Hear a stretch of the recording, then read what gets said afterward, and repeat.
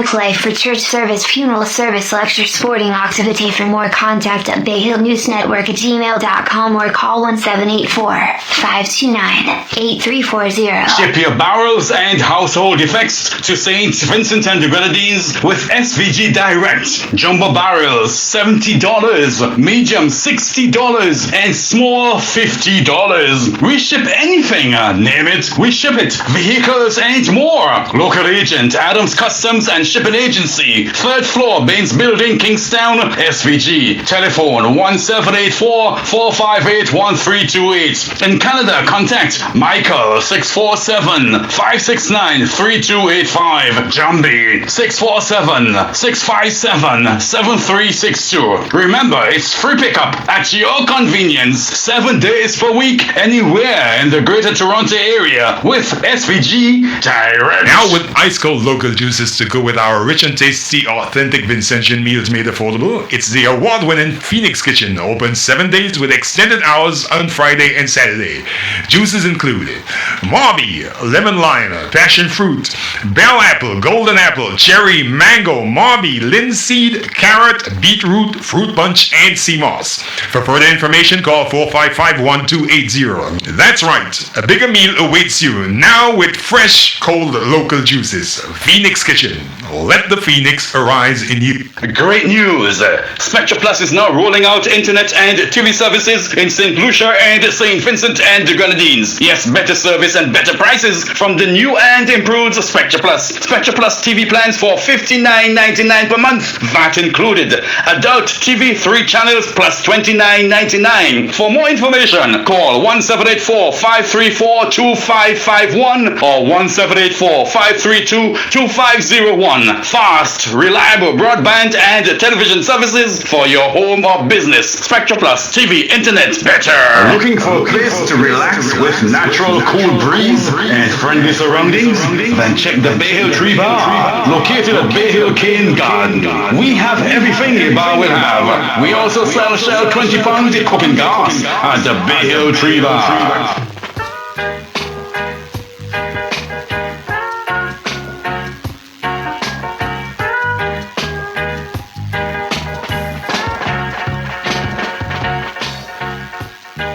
Night Radio's Callaloo presents Just Another Look. Just Another Look is an innovative, exciting, albeit decidedly provocative and yes, certainly controversial, socio-political analysis of issues of a local, regional, and international nature. Just Another Look is heard only on Night Radio. First aired on Saturdays at 6 p.m. with repeat broadcasts on Sundays at 9 p.m. You can always catch us on the World Wide Web, www.nightradio.info. You can also be found on Facebook and YouTube. I am, of course, Keith Joseph. Today, dear friends, is Saturday. It is the 20th day of March 2020. Welcome to another edition of your favorite program, Just Another Look.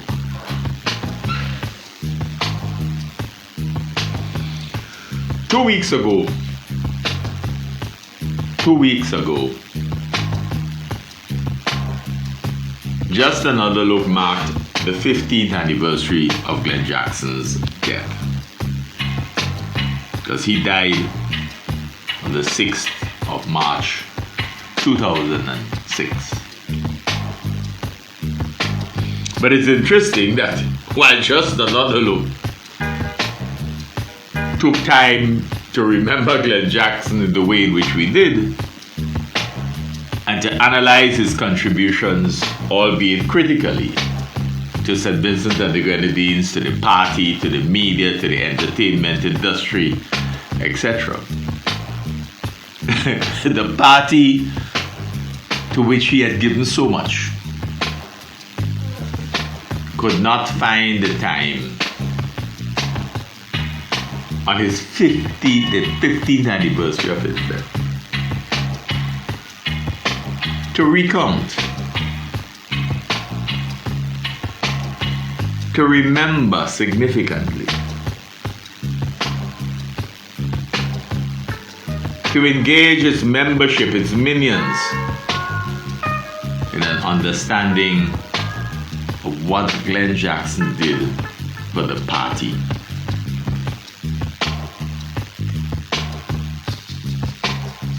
While it is true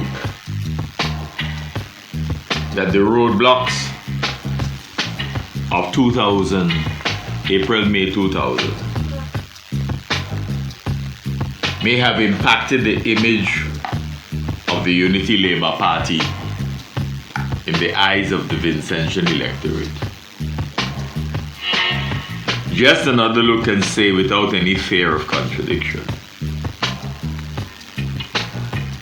that had the ULP not had the benefit of the work of Glenn Jackson, it would never have won the elections of 2001 in the way in which it did.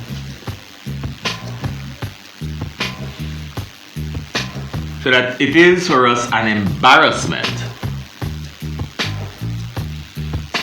that the party to which he gave so much could so readily forget him. And it brings to our attention the ease with which the Unity Labour Party's leadership, or what passes for leadership, focuses so much on itself, on its own leadership, in the old Marxist-Leninist style of maximum leadership, that others like Glenn Jackson who have contributed are so readily ignored, forgotten.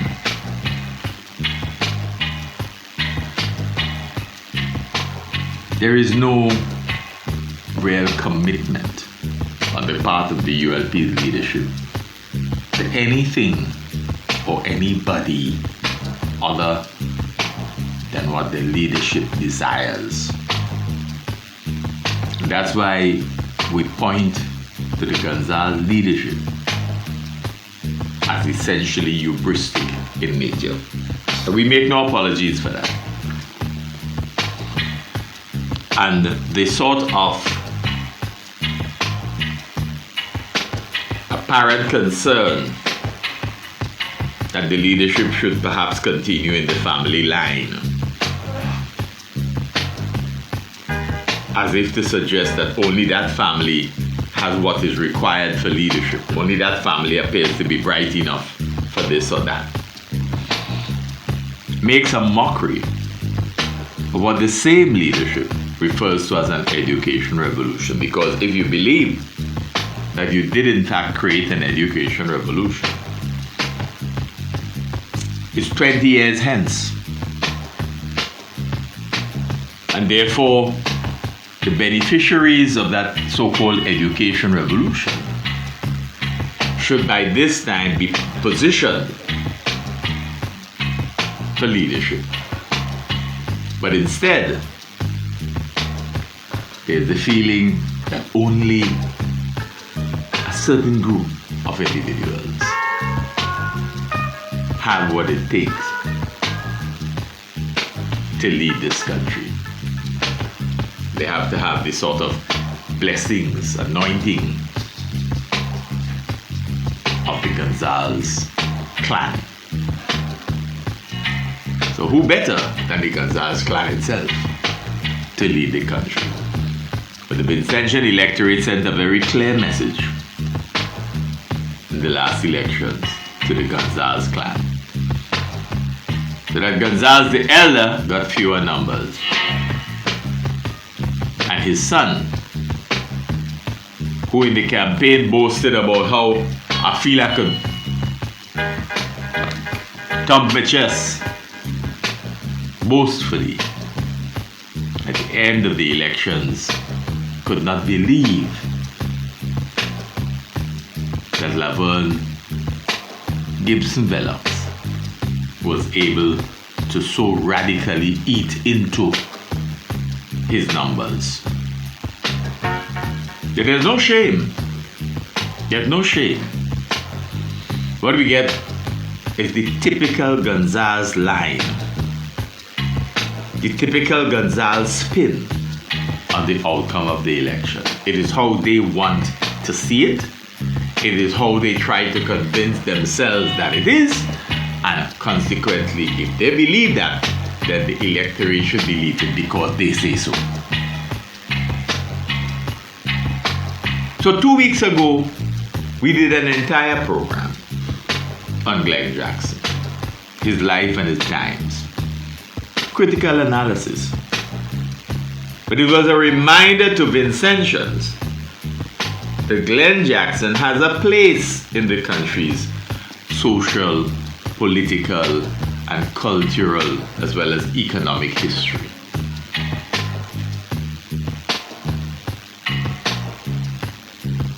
But the party to which he had given so much could not find the time to give him a fulsome treatment on the 15th anniversary of his death. If they do that to their own, and you understand that, then you should be clear in your own minds as what they would do to those who oppose them. We say no more on that.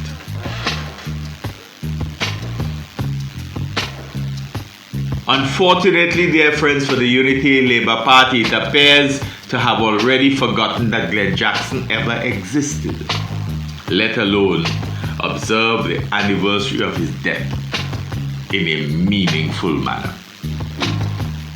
But let nothing surprise you as far as the Unity Labour Party is concerned.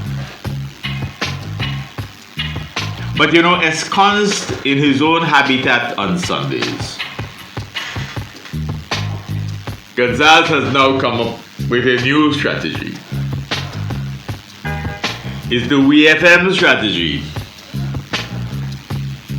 with two apparent acolytes playing political games.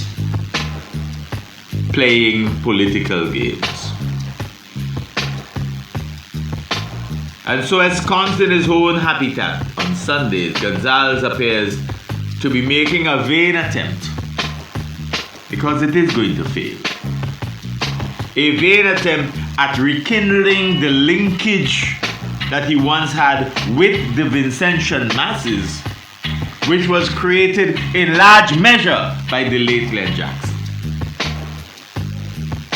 which was facilitated in large measure by Glenn Jackson,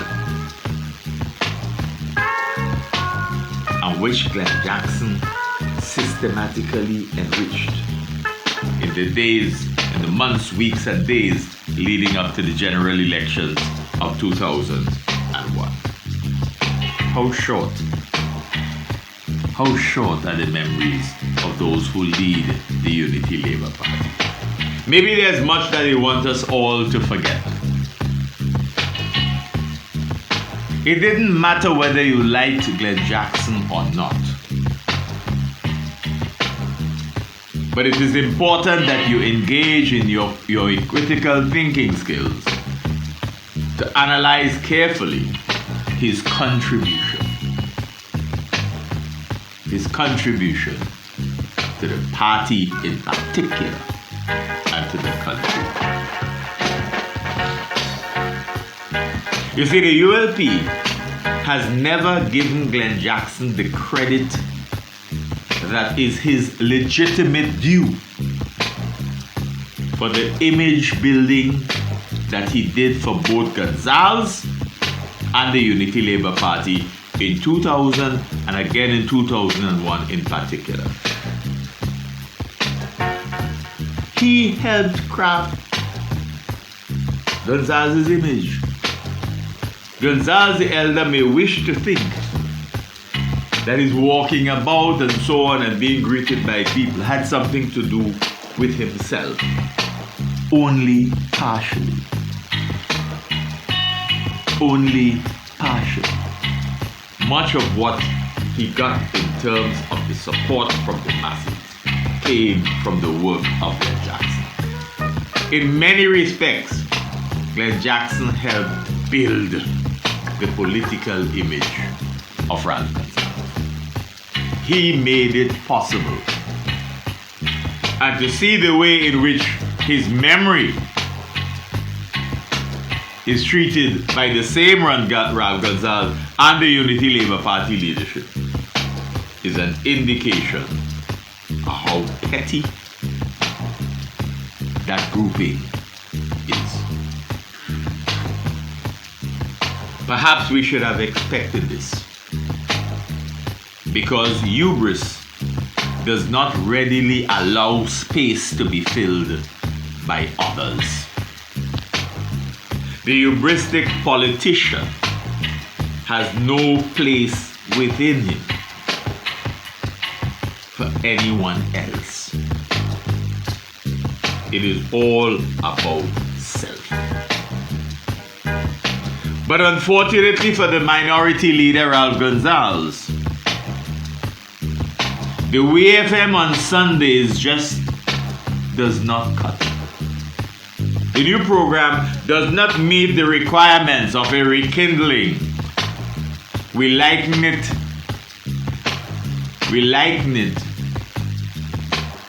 to Panel Campbell and his Delors new program after having rather unceremoniously had to leave the New Democratic Party and the position of Attorney General and so on. Because for us, it has always been a kind of image rebuilding program. But many people remained unimpressed because they never really got the whole story, the whole truth behind why Panel had to unceremoniously leave the New Democratic Party, leave the position of Attorney General.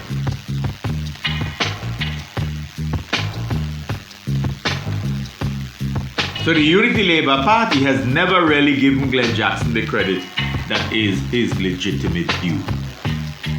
They have never really acknowledged his contribution to their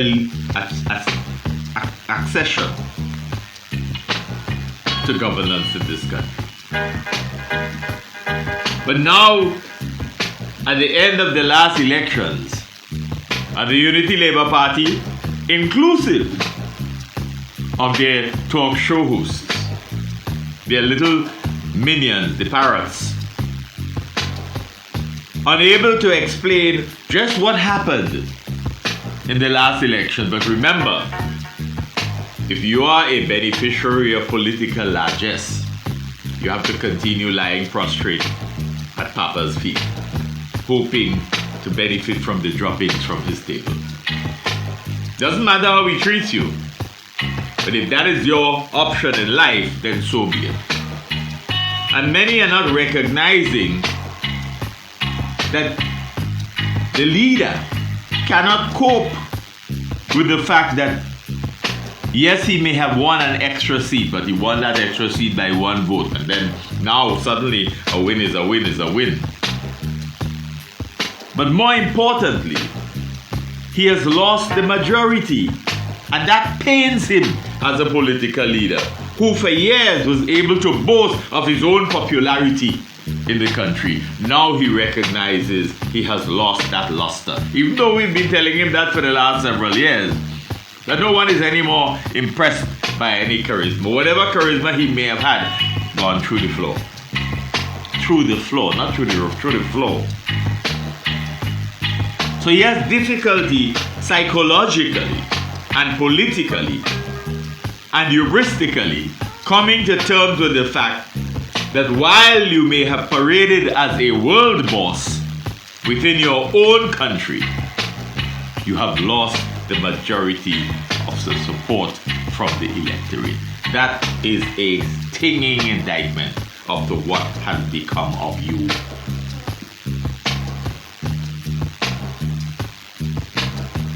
So the attempt at rekindling that popularity to be in your face. So just about every day of the week, there's something on television. The Prime Minister, the Prime Minister, the Prime Minister, and then he's here, and he's there, and he's there, and he's there. It has become sufficiently boring to turn people completely off. The Prime Minister has a credibility problem. As far as we are concerned, that credibility issue has been with him for some time. For some time. But now it is all the more so. And people are beginning to get annoyed, not just fed up, but annoyed at the frequency with which he dominates the news. Clearly, he didn't get the memo. But more importantly, those who host him and facilitate him on Sundays haven't gotten the memo either. And they, either unwittingly or unwittingly, have become part and parcel of that rekindling image effort on the part of the Prime Minister and leader of the Unity Labour Party. It's not happening. And it cannot happen with them because they lack the vivacity of Glenn Jackson. They lack the charisma of Glenn Jackson. In fact, there's an absence of charisma, really. So they cannot help the comrade with his flagging image. And the comrade is not helping himself because part and parcel of his image is how you look physically. And he's not looking well physically. Obesity is still a major problem. So the hosts of what appears to be his attempt at rekindling a positive image and suggesting that the charisma is still somehow there falls flat. It is not just that it doesn't hold any interest. It doesn't excite anyone. It has become decidedly boring. The minority leader may therefore be said to be flogging a dead horse in his attempt at rekindling an image that he once had. That is in part because he's not been able to bring himself to acknowledge the role of Glenn Jackson in that image building process. You see, the problem for the minority leader, Ralph Gonsalves, is that he now finds himself betwixt and between. Much like Jay Gatsby, that character in F. Scott Fitzgerald's book, The Great Gatsby, which had been made a film. You remember Jay Gatsby saying at one point, "Can't repeat the past? Can't repeat the past? Why, of course you can." And later he says, "I am going to fix everything just the way it was before." Understand that? He asks, "Can't repeat the past?" And then he answers, "Why, of course you can." And then he says, "I'm going to fix everything just the way it was before." Not possible, friends. That is exactly where Gonsalves the Elder finds himself today in Vincentian politics. Fighting against the tide, believing that he can repeat the past. 2000 has come and gone. You're not going to be able to do it. Look at the response of the van drivers. In 2000, they were all over the place behind you. Now, you're wondering if they were ever with you. Because they have come of age.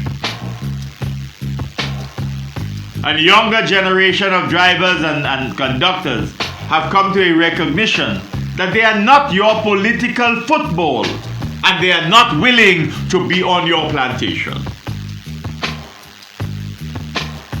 And that is why you don't have the control over the van drivers with your glib talk that you did in 2000. You don't have that anymore. They have woken up to real bread and butter issues. And they are telling you, if you cut our transport capacity in half, the dance cannot pay for the lights. And what part of that you do not understand? We know you're not an economist and financial expert. We know you did political economy. And we gather by now that a lot more people have come to recognize that. So they understand your limitations. And they understand very well that there is nothing about you that can allow them to allow you to continually trick them.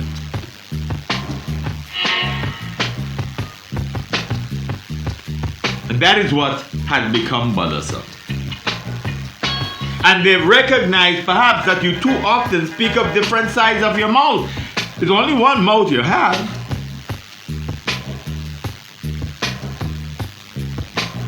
So they are now challenging you in a way in which you were never challenged before. That's why you can't repeat the past. The teachers' union has adhered to its role. It's not Fitzjones in charge anymore. So you still have the Burns Bonady,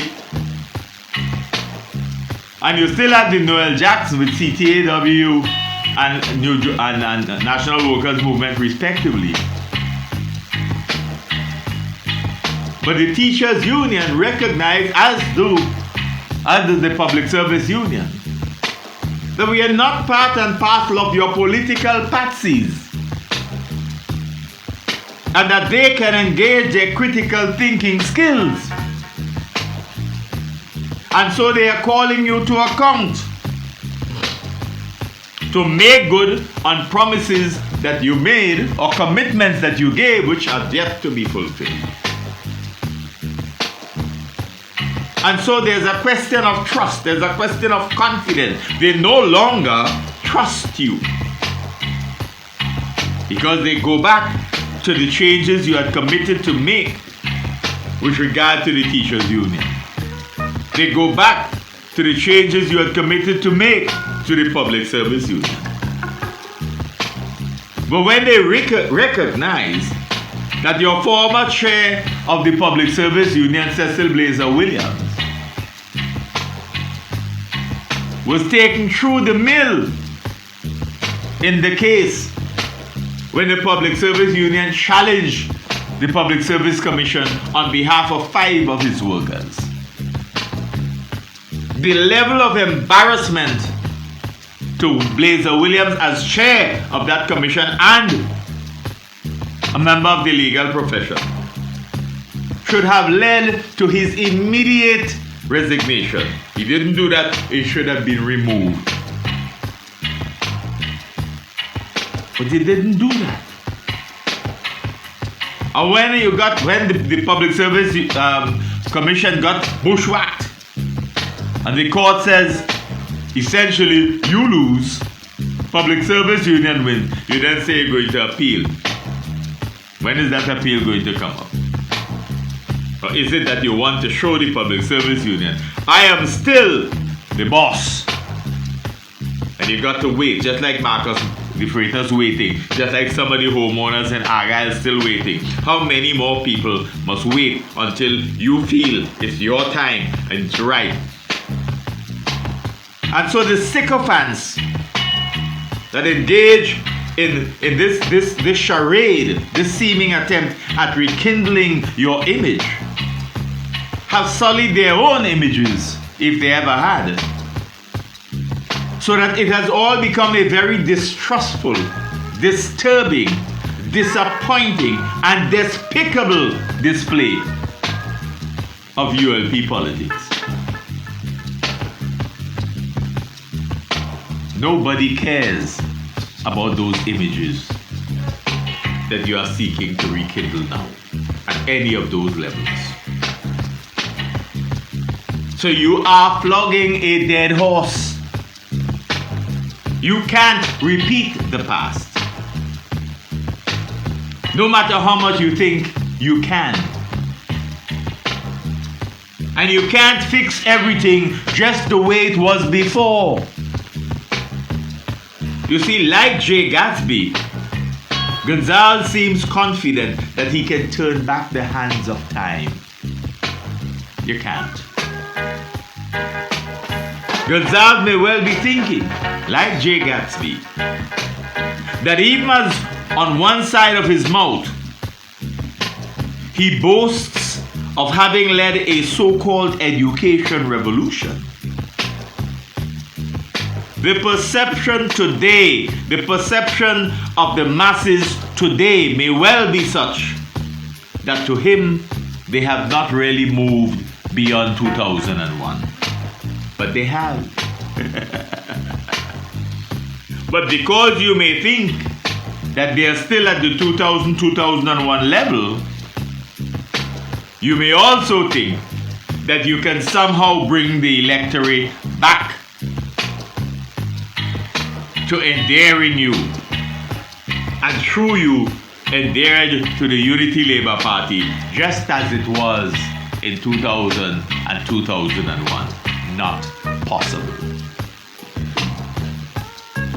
We say without fear of contradiction, such fallacious thinking may well, however, be consistent with your hubristic politics. You know, one critic, in analyzing the aforementioned Gatsby line about can't repeat the past, of course you can. And I'll bring everything back the way it was. One critic concluded that Jay Gatsby's line reveals just what we could best use to describe our minority leader. The critic says it was reflective of Gatsby's naivety, his optimism, even delusion about what is possible. And we say here now that what Gonzalez is attempting to do is rekindling an image that has long since disappeared, that has long since grown weak and inconsequential, may reflect, quote, naivety and optimism, even delusion about what is possible, end of quote. Glenn Jackson is dead. But also dead is the charisma that once facilitated the image enhancement of Gonzalez. You want to repeat that? Glenn Jackson is dead. But also dead is the charisma that once facilitated the image enhancement of Ralph Gonzalez. It may take some time yet, friends, before the minority leader understands what it is to be in the minority after all of the chest thumping that accompanied the years of having the majority support of the Vincentian electorate. It will take time for that to sink in. But because he wants to present this projection of being the eternal optimist, because perhaps he may want to live up to the expectation of being quote-unquote world boss and five-star general, he may actually have already deluded himself into believing that he can repeat the past. Just another look says, alas, like the old people say, some people never learn. You know, since the rape allegations in respect of Michelle Andrews started, through to the issues surrounding the comments from Margaret Parsons, to Miranda Wood's standing up in a town hall meeting in New York and leveling her accusations directly, physically, there may well be many who think it reasonable that Ralph Gonsalves may no longer have any moral authority.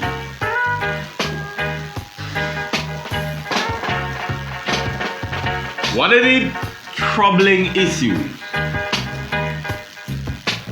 generally in St. Vincent and the Grenadines is the seeming contradiction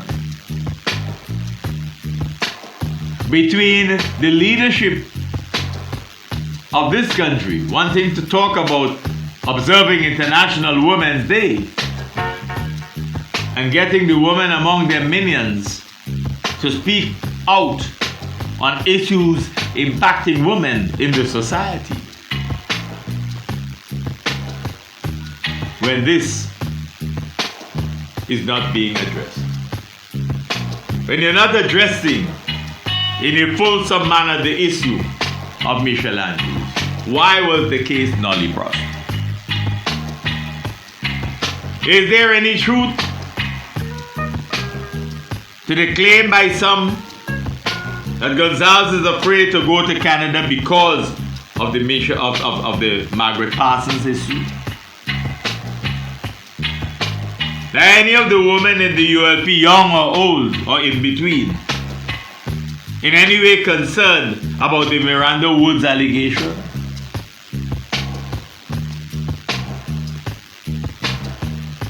But the problem is that within Vincentian politics, our male politicians have surrendered themselves to the bedroom.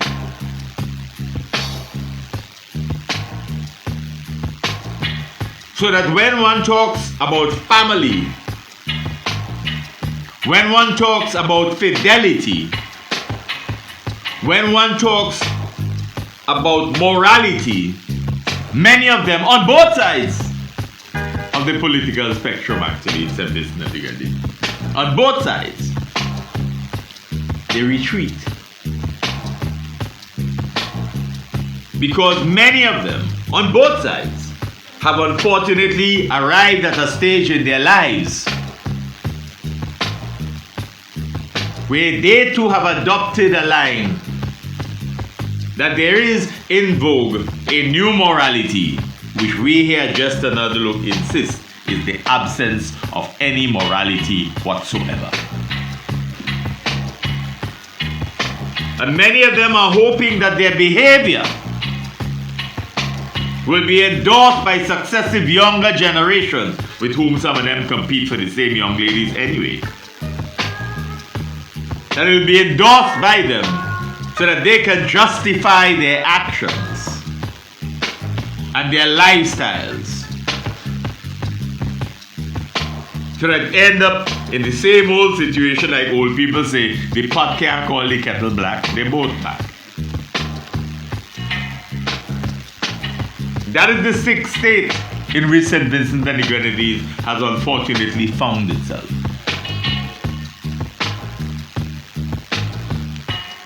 When the matter of Yogi Farrell emerged, there were some startling accusations and comments made about her relationship with Ralph Gonsalves' son and seeming political heir apparent Camilo Gonsalves. There are some who, after the elections of 2020, suggest that Camilo showing against Lavon Gibson Bellows may well have been, in part, a reflection of how some people in that constituency viewed his quote-unquote deafening silence on the Yogi Farrell affair. And his father said and hoped that the country accepted it. That he was advised. He didn't say he advised him, he said somebody else advised that Camilo retain a respectful silence. But it was deafening, but certainly not respectful. Because if indeed you did have a relationship with Yogi Farrell, then you should have been man enough to say so. And that's why a number of young people in the society were anxious to turn their backs on the party for appearing to be pushing things under the carpet rather than confront it. You cannot be asking voters to vote you on the matter of integrity when your integrity is open to question. Don't tell us about any respectful silence. Tell us the truth. Tell us the truth. Because at the end of the day, you compromised Yogi Farrell. She was made to be the victim. She was made to be the victim. And some of your family members, some of Camilo's family members, got into the fray in the public domain. And of course, our legal system sent her to the mental hospital for observation. Same mental hospital, as you realize, they couldn't control with regard to the COVID-19 situation. They almost forgot them. And that's where they sent Yogi Farrell. What were they suggesting? In this country, when you send somebody to the mental hospital, no matter what you say medically, the average man in the street believes that they're mad. But did Yogi Farrell look mad to you? And if so, when did she start to look mad to you, Camilo? When? At what point? So your deafening silence and your father's anxiety to talk around and over and about the issue created a scenario which made your silence even worse. And it begs the question, is that a family tradition? It begs the question because people juxtapose things, you know.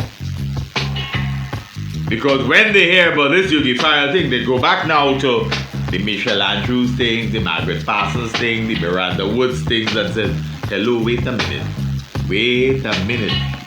Are there some similarities here? Are there some parallels that can be drawn? They ask all sorts of questions.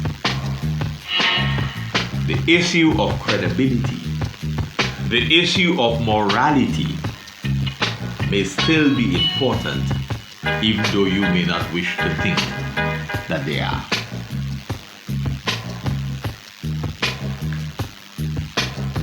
So when the matter of Yogi Farrell emerged, there were some startling accusations of her relationship with Ralph's son, Camilo.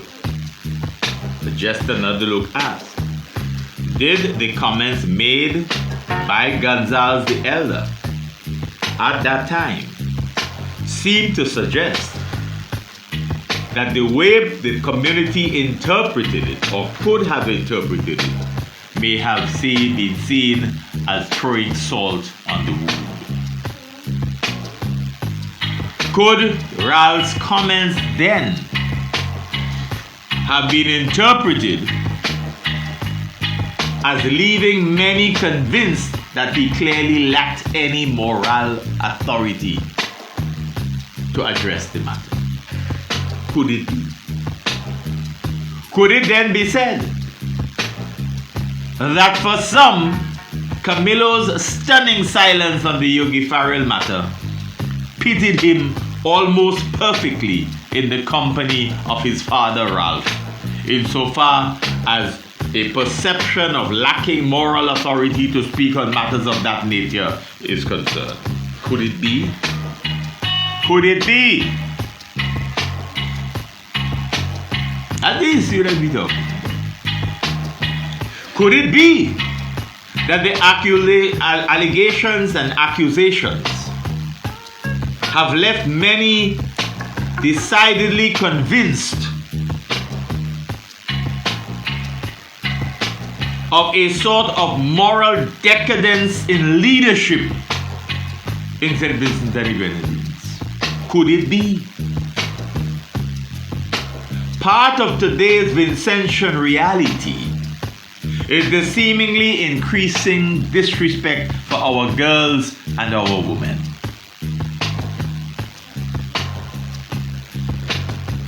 As the world recently celebrated International Women's Day on the 8th of March, St. Vincent and the Grenadines declared itself in support of the cause espoused.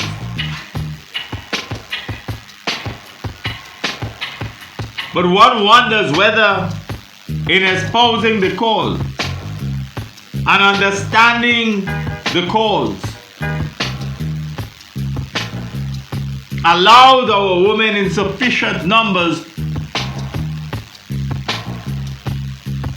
to take on board the commitment, I dare to challenge.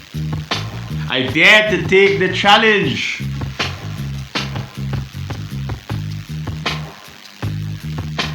The idea is whether or not in St. Vincent and the Grenadines, our girls, our mothers, our women are genuinely committed to advancing themselves in a legitimate way, of not allowing themselves to become the playthings of politicians, of not allowing themselves to become the playthings of those who flash their wealth, of not becoming the playthings of an emerging group of young men in this society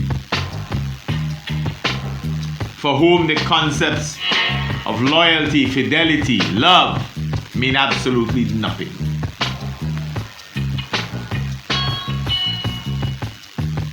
And of understanding that their education can facilitate a transformation of all aspects of their lives.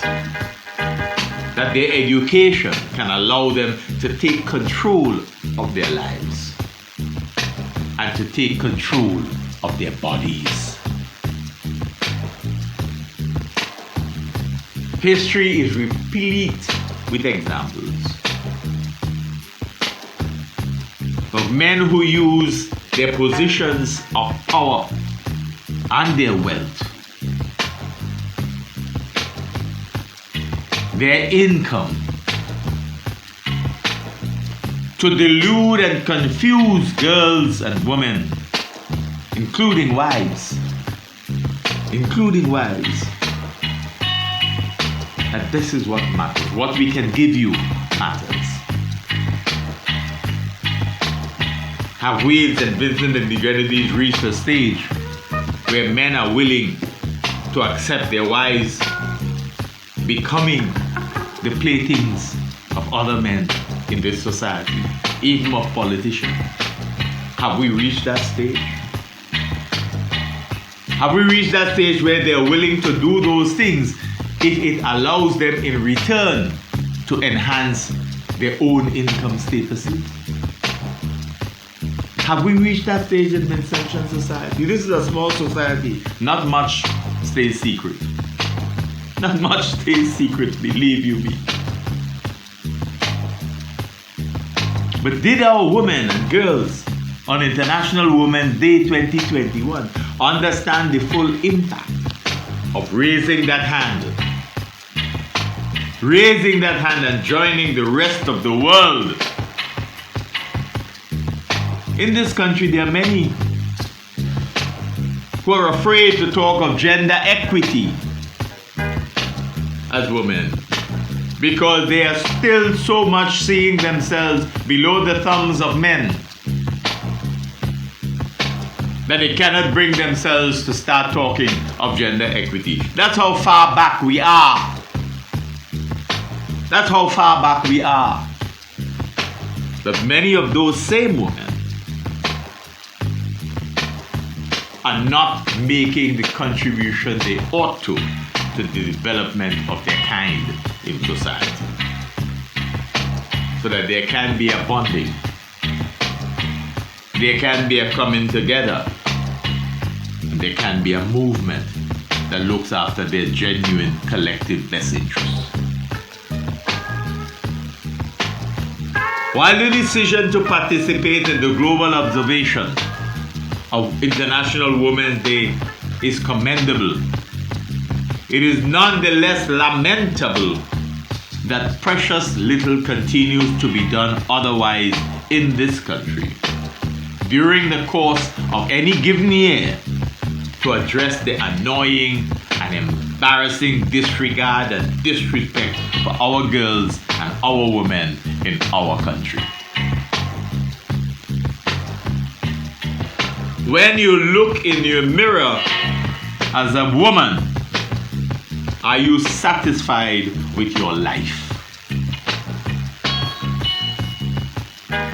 Or have you become so consumed with image building that you are prepared to do just about anything?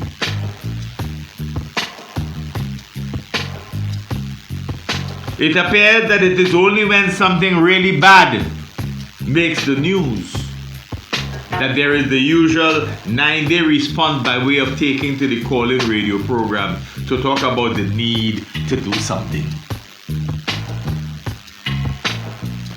So for all the years, the decades, that you go to the family court and hear one wife battering case after another, one case of infidelity after another, how many cases of incest, etc., etc. We're still at a stage where we do nothing until it makes the headlines. And then the churches rush and say, let's have a day of prayer for women, violence against women. The religious fraternity behave as though they don't know that going on all the time. Suddenly, when it makes the news and they can't take it no more, they feel obligated to jump in. That is how our society responds. There has not been any seriously developmental commitment and committed organization to the cause of girls and women in this country. Imagine we recently learned of a rather strange case where a 14-year-old girl was reported as having told police authorities here that she was abducted at gunpoint, raped, and finally dropped off at the side of the road. This latest incident is nonetheless not by any means isolated. We continue to hear of cases of sexual harassment. We continue to hear of cases of incest. We continue to hear a wide range of other abuses against our girls and our women, and now increasingly against our boys.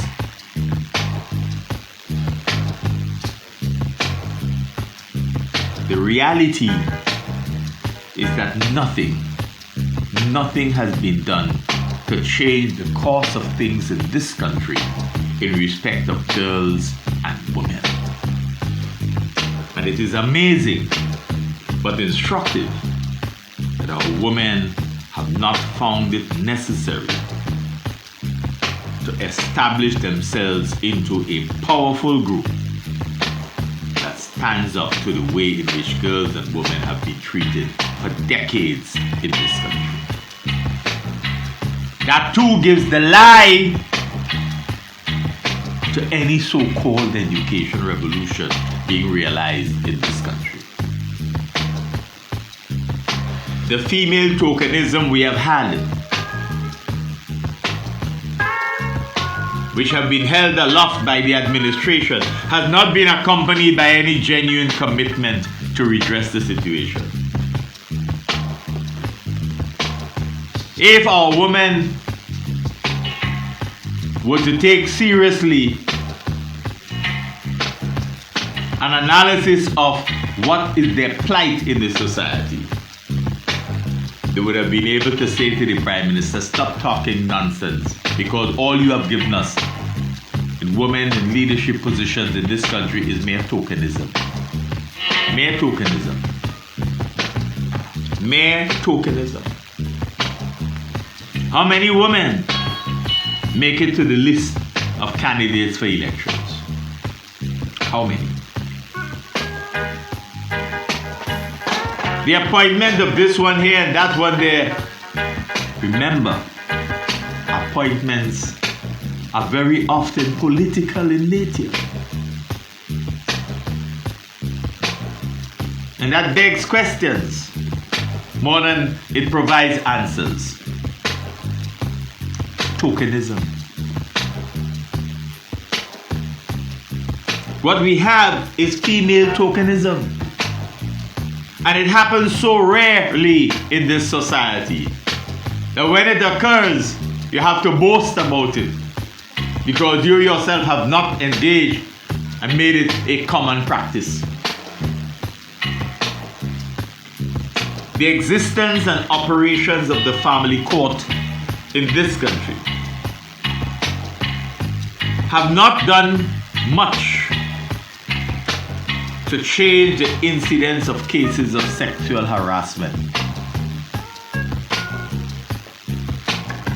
And we here at Just Another Look continue to highlight the seeming lack of good example in Vincentian society.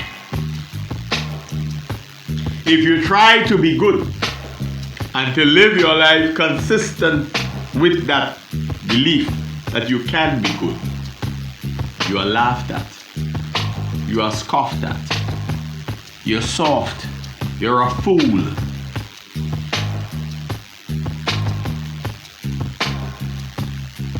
Our jails are still filled with young men.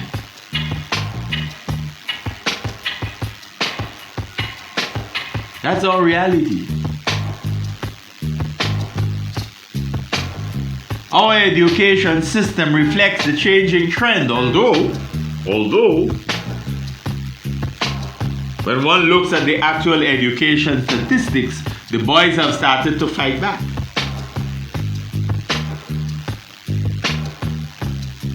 The boys have started to fight back, which is a good sign.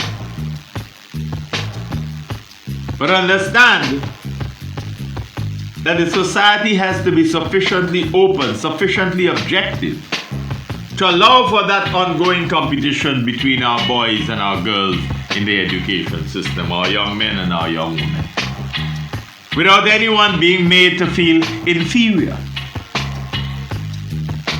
And without anyone feeling that the only way you can get by is to go and beg the politicians or to sleep with the politicians. The Vincent and the Grenadines is a small society.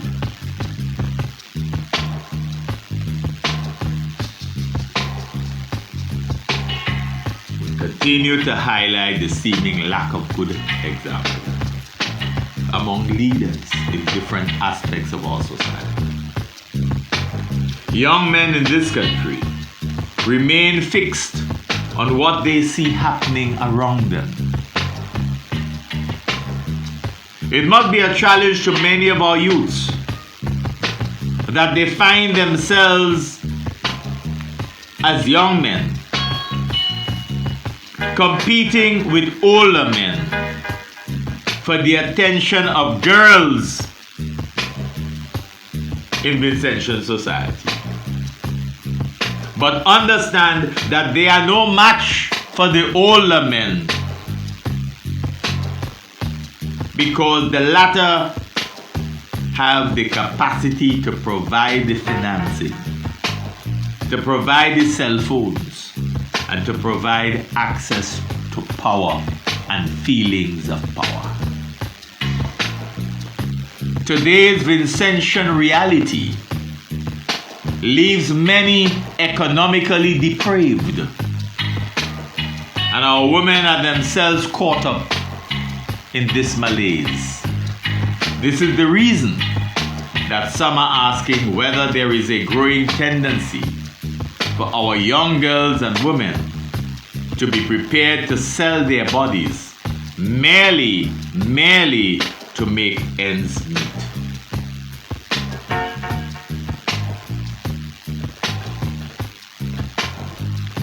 But we want to tell you two dear friends, that in many respects, our government's insensitivity continues to be exposed on a regular basis. It is true that COVID-19 has impacted the international community in numerous and unexpected ways. But here in our country, one of the most important outcomes of the pandemic has been the manner in which it has exposed the insensitivity of our government. One thing is certain, and that is that the ULP has been consistent. The pandemic has not shown anything different in the way the ULP goes about its business. But history tends to repeat itself. We have been this way before. We may not have had a pandemic under the ULP, but we've had tropical storms, we've had flooding, and the like. And each time that these things happen, we see a response, an appeal for resources, an appeal for help. And then when that help comes, many Vincentians look and critically analyze and are forced to ask themselves, but who are the beneficiaries of the help that we got? Who are the beneficiaries? That's why when the New Democratic Party in opposition asked for an audit of the Life to Live program, that's why, because people, this is a small society, so people know who have been getting lumber, galvanized steel and cement over and over and over again. People in some communities can identify individuals in whose homes cement have been sold and in whose homes cement have gotten hard. Has there been any genuine attempt to make the Lives to Live program truly national in nature, based on individual needs? How often do packages of assistance find their way to offices or clinics or what have you of politicians for distribution, for a determination of who gets what? Even the relief packages have led to confusion. Because some people say, but what was the basis really of the distribution? The projects that people have been asked to prepare, to what extent have they been done in a seriously objective manner? Why are we afraid of bringing these things in the public domain? So that everybody knows what are the criteria, and that everybody who receives the assistance, the nation knows who received it. The nation knows what it is they did to get it. And the nation knows that there's a system in place where periodically the nation will be informed of the progress of these projects. We may ask the government, for example, how often have we fallen short in accessing what is available in terms of funding for projects from regional and international agencies? That's an interesting question. The problem with Parliament the nation's biggest talk show, is that it is essentially a pappy show, you know. Pappy show. You don't get anything done, really. But the people need to know. Yeah? It's not just the politicians need to know how the money was spent on the Argyle International Airport.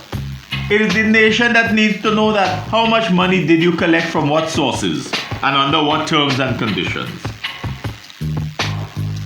How was it spent? You creating agencies that insist on the provision of audits of all sorts of types of organizations.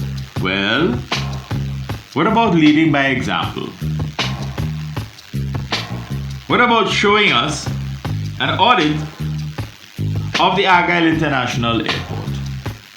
All sources of funding exposed. All terms and conditions and contractual obligations exposed. Why not do that? Why not do the same for the Lives to Live project? You ought not to have anything to hide. Why should a government have something to hide? You were elected by the people. You claim that you are representing the people and you're acting for and on their behalf. Why was the contract with Ames and Day for the Bukament Bay Resort not exposed? Why did the public not know about it? Or they only know what you tell them, so you're operating on a need-to-know basis with the people who put you in office. Why was the public not informed in full the details of the contract with the investors who came to do the Black Sands Resort project in Petershope? Why weren't we told? The need-to-know basis is not good enough.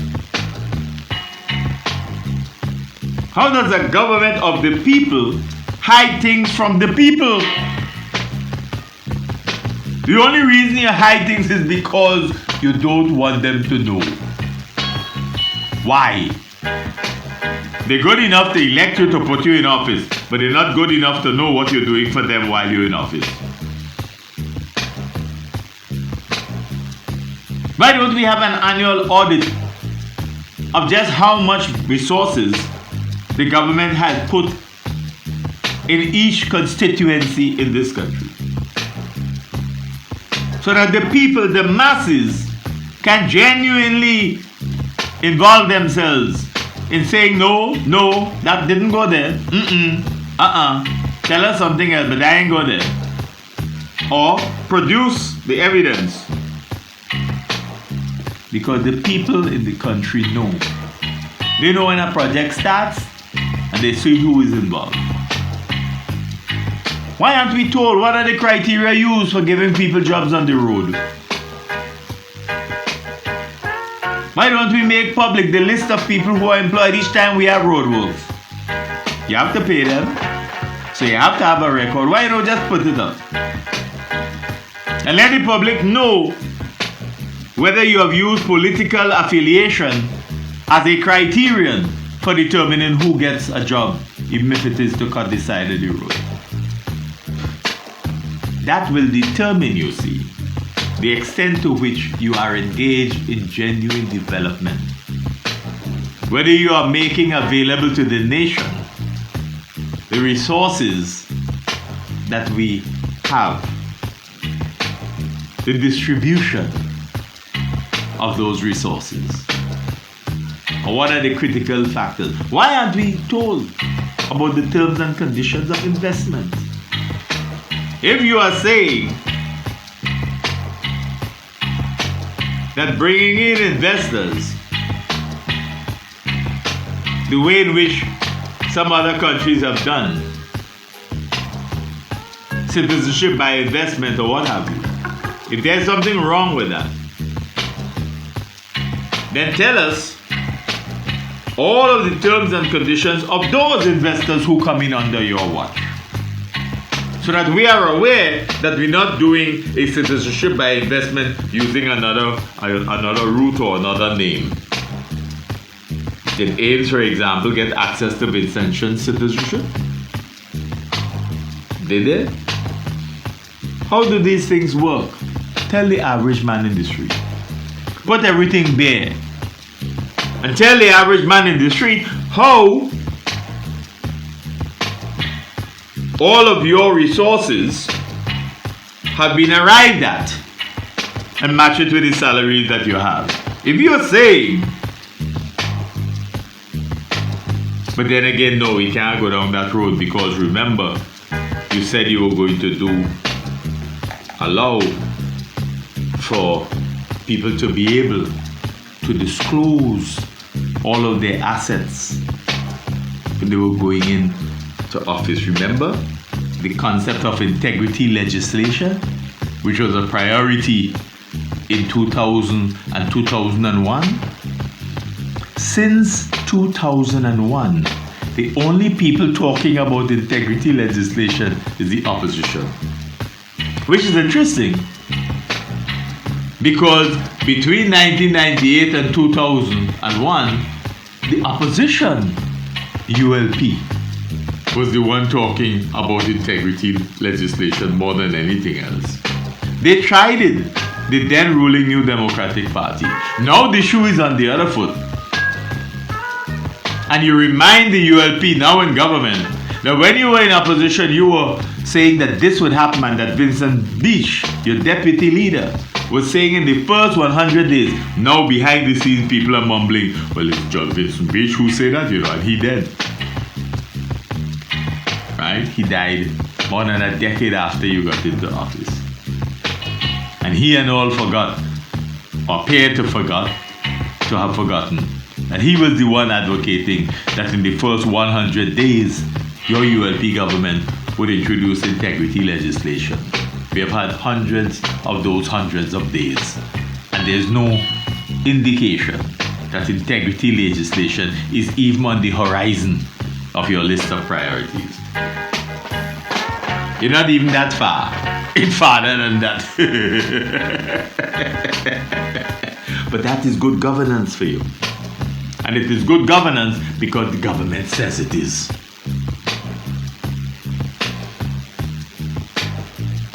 Close examination of the government's conduct during the pandemic tells a rather ominous tale that for the most part runs contrary to the best practices of good governance.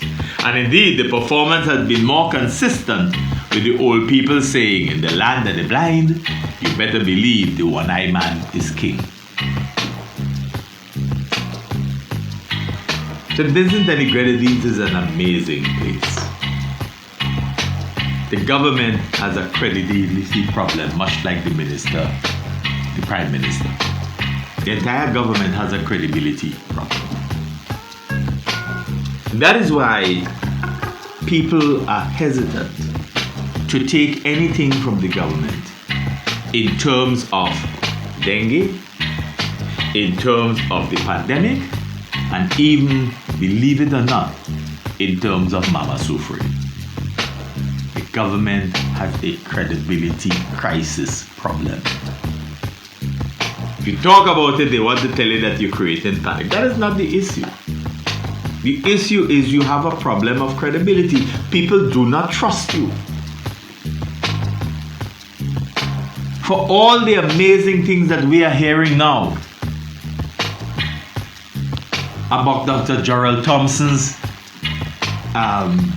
fantastic medical expertise, he's been in your party and a member of government and has not been allocated any health ministry.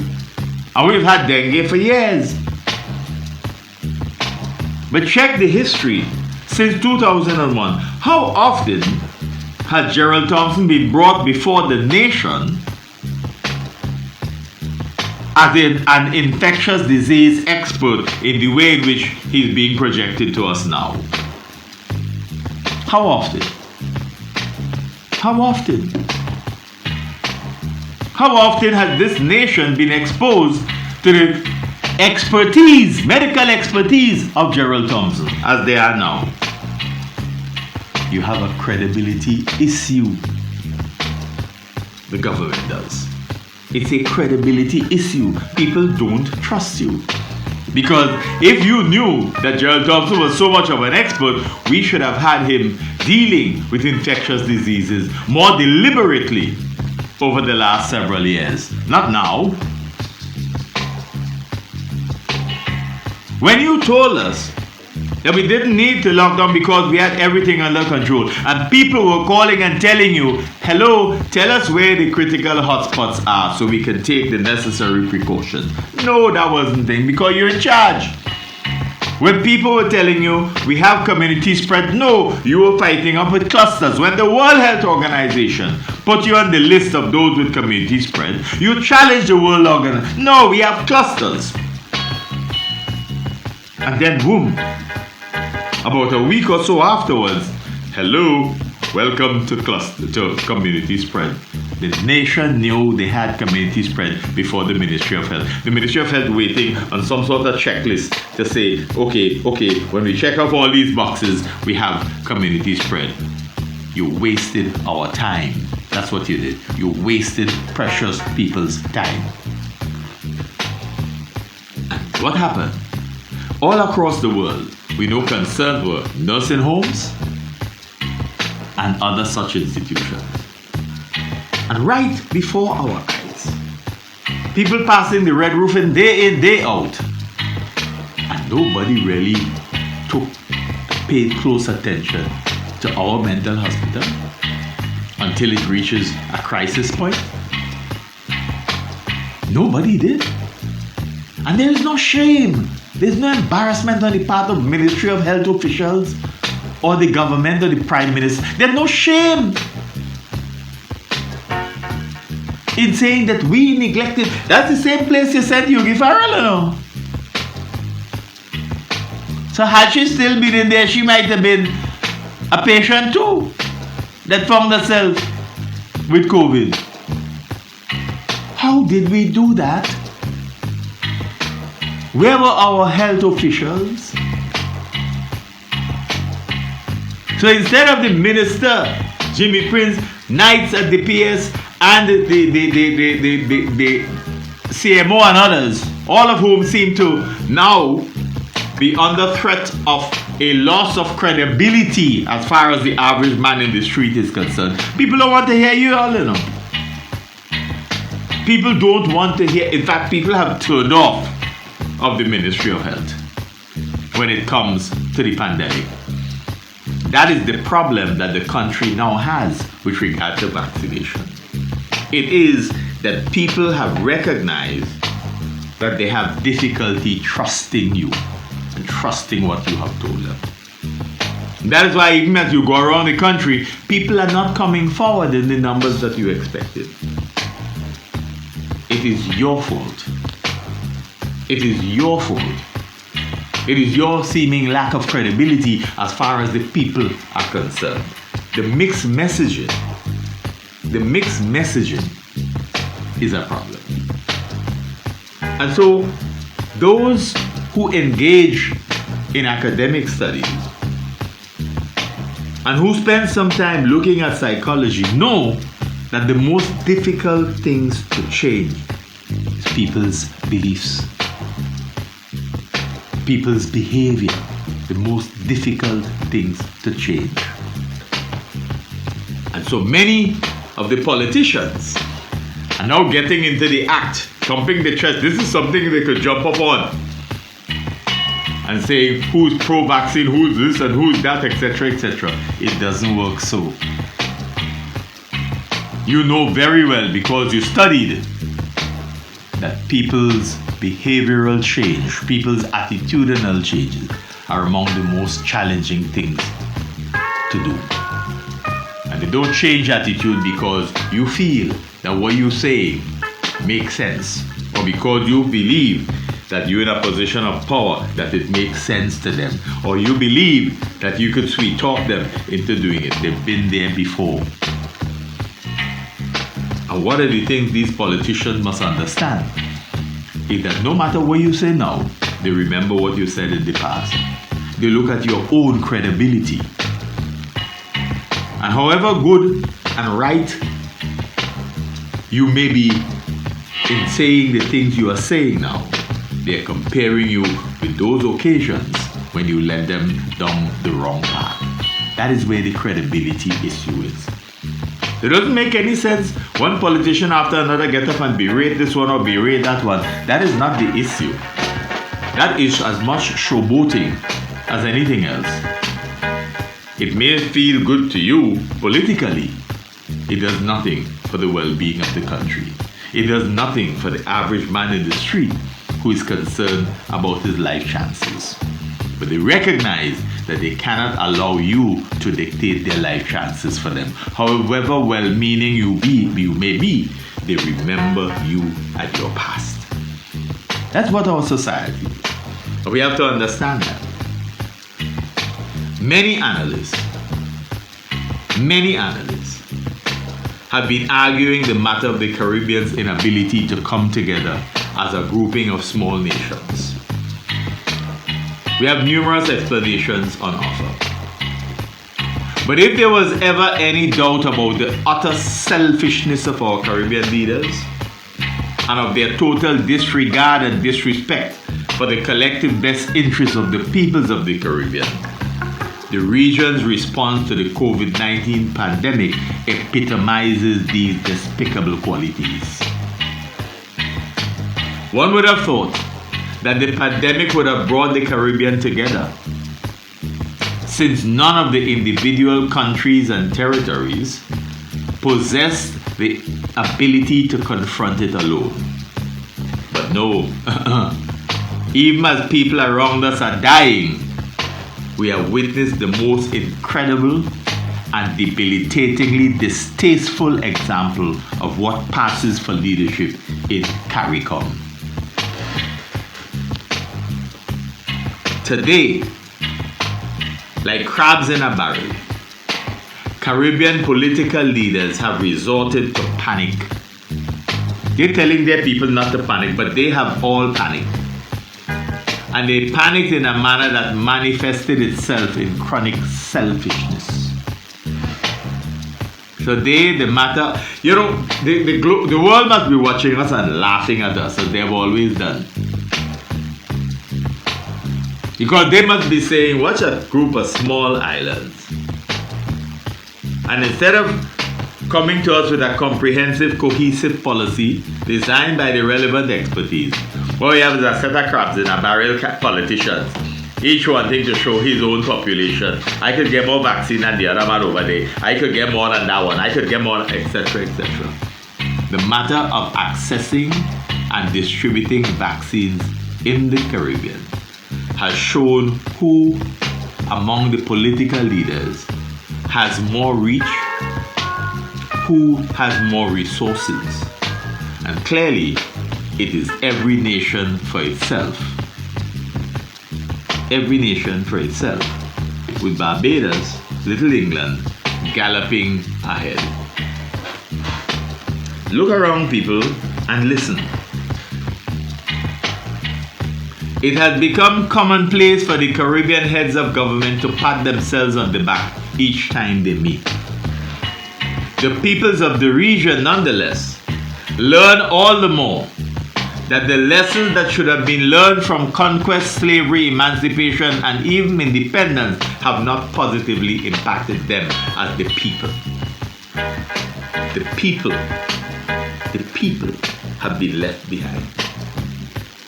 But the leaders are fossilized caricatures of the thinking that gave rise to our systematic exploitation in the first place. We want to make that clear. The leaders in this Caribbean of ours remain fossilized caricatures of the kind of thinking that gave rise to our systematic exploitation in the first place. St. Vincent and the Grenadines Prime Minister, who is also the ULP designated world boss, has been shown to be inept in bringing about any greater degree of regional harmony, even in the face of the pandemic.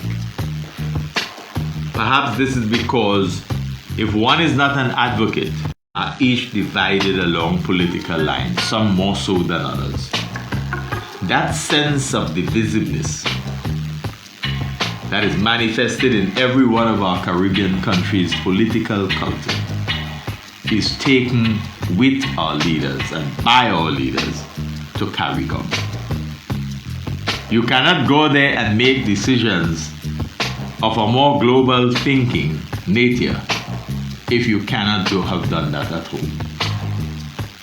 In 2001, on the evening of his election to the prime ministership of this country, to the leadership of this country, Raul Gonzalez promised together now.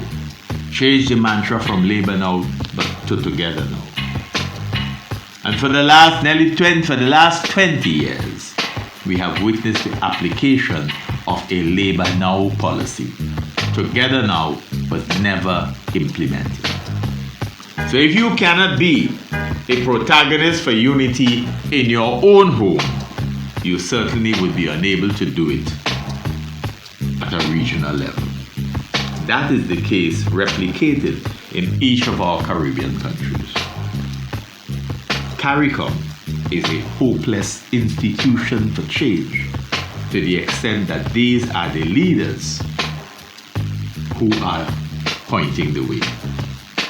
If at home you sow the seeds of division, you cannot change, like the leopard, you can't change your spots when you get to the CARICOM level. You live what you are. You don't just manufacture changes unless you're a chameleon, unless you're a cocoa bee. What we have learned here in this country during the pandemic is an affirmation that it is not possible to even conceptualize regional unity in the Caribbean if we cannot, as a small nation, engender first national unity. We are a classic example in this country of how to ensure that the nation remains divided. We are divided along racial lines. We are divided along religious lines. We are divided along class lines. We are divided along gender lines. We are divided along social and economic lines. It seems that with each passing day, we in St. Vincent and the Grenadines find new ways to further entrench our divisiveness. The occasional talk of healing the nation is nothing other than utter political garbage, given that it is not based on any genuine foundation. All people often express the view that danger and the threat of danger, whether from natural disasters, health, pandemic, or criminal activities, often serve to unite the peoples of a nation, cutting across all lines of division. But that is not the case here, and certainly not in response to the pandemic, to dengue, or to the threat of Mama Sufre. In the face of the most devastating pandemic in our lifetime, the leadership of the government of St. Vincent and the Grenadines opted to host its general elections. While much of the world was shutting down, calling on citizens everywhere to adhere to ever-tightening health protocols, we had other ideas. We wanted to show the world that we were different, and even perhaps that we had a world boss. Knowing that the country has been in the throes of political divisiveness, the likes of which have never been previously seen, our government called general elections and threw caution to the wind, leaving the political parties to gather at rallies and all sorts of political activities before, during, and after the event. On one election platform or another, the pandemic was not a major political issue. Instead, the focus, as in all elections, was on how much we could have further entrenched the political division of the people of our country. To add to the nastiness of the politics of the elections of 2020, the government, having lost the popular vote in the general elections, ignored the request from the opposition New Democratic Party, which gained the overall numerical majority at the polls, to collaborate in responding to the pandemic in the collective best interest of SVG. It did not seem to matter to the ruling administration that we were in a health crisis. What happened to matter most was that the opposition should not be accorded any input in the overall well-being of Vincentians. It was far more important to foster and sustain the politics of division than it was to seize the opportunity afforded us all as a nation to come together in genuine unity or even in prayer. In making mention of prayer, it is important to note that in calling for a day of prayer at some time during the pandemic, the Christian Council of this country, much like the ruling Unity Labour Party, missed an excellent opportunity to help heal the nation. But the messaging was all awry. Once Vincentians saw the Christian Council as responding more to the suggestion by a beleaguered Prime Minister in the personage of Raul Gonzalez than a Christian mandate to cater to the people of God. Even when the COVID-19 pandemic was joined by the dreaded dengue, and later still by the effusive eruption of Mama Sufre, the ruling regime's decadent politics forced them to continue to resist overtures from the opposition New Democratic Party to put the people first and to put their genuine well-being above the narrow, selfish interests of the minority Unity Labour Party and its minions.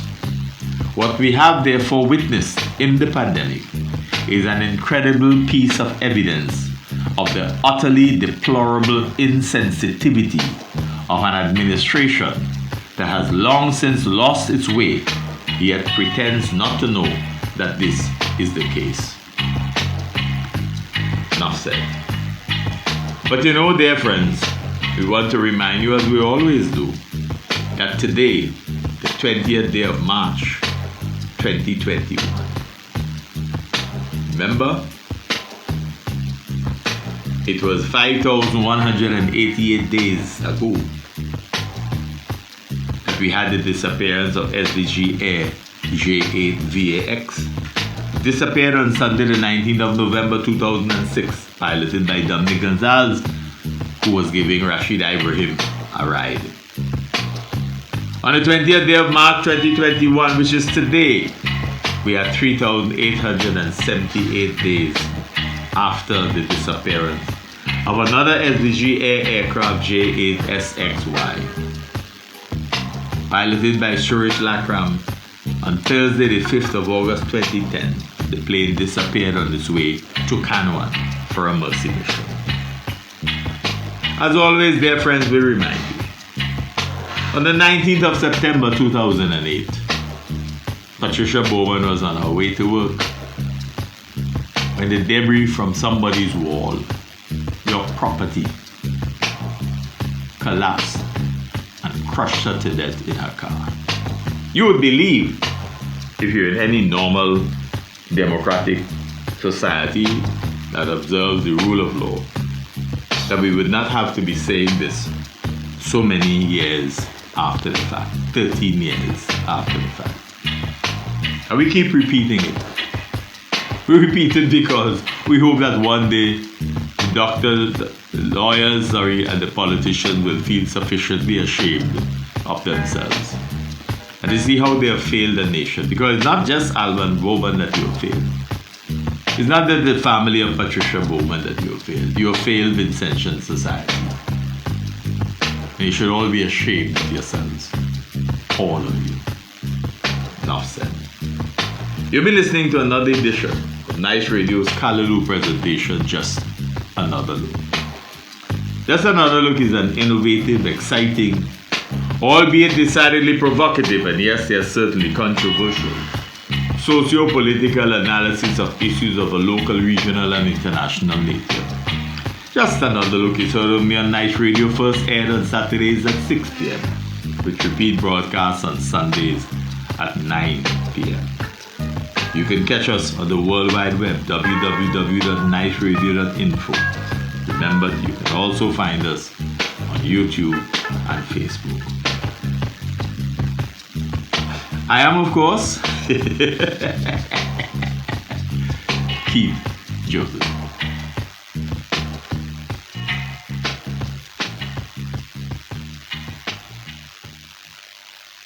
Bay Hill News Network is an internet radio. We are affiliate with Fun City Radio USA, Cancardi Radio, and Success Radio Canada, and Blaze Nation Media Group. You can find Bay Hill News Network at www.bayhillnews.net. Looking for a place to relax with natural cool breeze and friendly surroundings? Then check the Bay Hill Tree Bar, located at Bay Hill Cane Garden.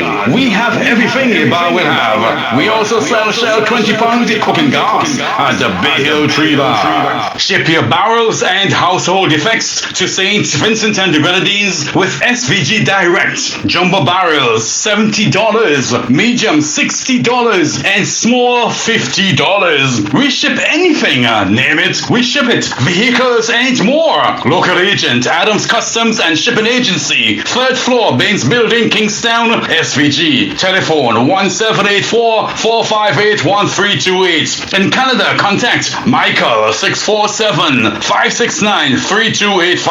Jambi 647-657-7362. Remember, it's free pickup at your convenience, 7 days per week, anywhere in the Greater Toronto area with SVG Direct. Now with ice cold local juices to go with our rich and tasty authentic Vincentian meals made affordable, it's the award-winning Phoenix Kitchen, open 7 days with extended hours on Friday and Saturday.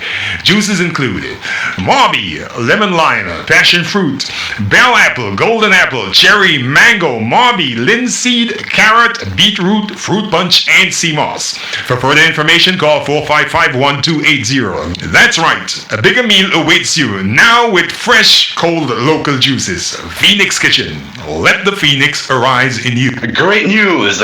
Spectra Plus is now rolling out internet and TV services in St. Lucia and St. Vincent and the Grenadines. Yes, better service and better prices from the new and improved Spectra Plus. Spectra Plus TV plans for $59.99 per month, VAT included. Adult TV 3 channels plus $29.99. For more information, call 1784-534-2551 or 1784-532-2501. Fast, reliable broadband and television services for your home or business. Spectra Plus TV, internet, better. www.bayhillnews.net is a parent body of